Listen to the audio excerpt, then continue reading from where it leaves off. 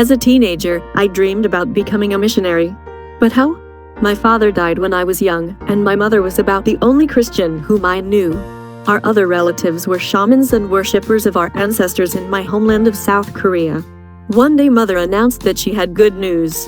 I know a professor who is sending missionaries to other countries, and he wants to talk with you about your dream, she said.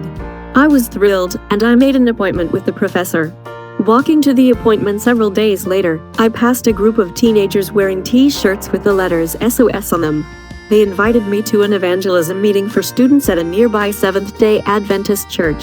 I love church, and I readily accompanied the students to their pretty wooden church.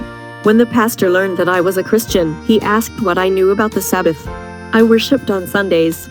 The pastor explained the seventh-day Sabbath to me. As he spoke, my heart began to burn. At that moment, my cell phone rang.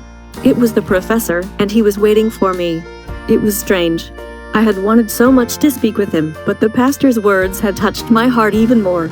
I postponed our appointment until the next day. That evening, I learned about the Sabbath, the second coming, judgment, God's salvation, and the great controversy. My heart overflowed with joy.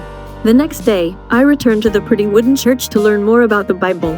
While there, the professor called, and I said I was busy studying the Bible at a Seventh-day Adventist church. He angrily said real Christians did not follow the same doctrines as Adventists and explained his doctrines to me. The pastor, seated nearby, could not help but overhear the conversation.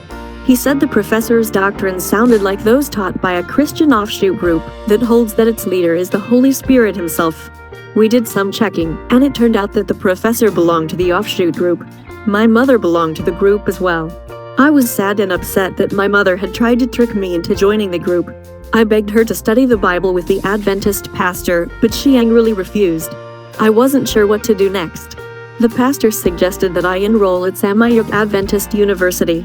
You could study the Bible more and lead your mother to the truth, he said. Mother's anger softened while I studied at the university.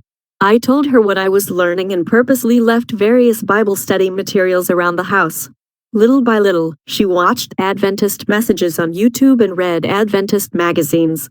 By the grace of God, I graduated from the university in 2020. Then a gathering of her offshoot group turned into a coronavirus superspreader, resulting in one of the worst outbreaks in South Korea. Thousands of people, including Mother, got infected.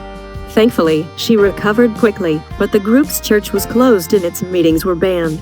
I believe that God is leading Mother to a fuller knowledge of Him. I love Jesus' words, "For the Son of Man has come to seek and to save that which was lost." Luke chapter 19 verse 10. This is about me. Looking back, I can see that, through providence, I met those SOS missionaries and realized the truth about Mother. SOS stands for Salvation, Only Jesus, Service, and I plan to become an SOS missionary to my mother and the world. This plan is the answer to my dream.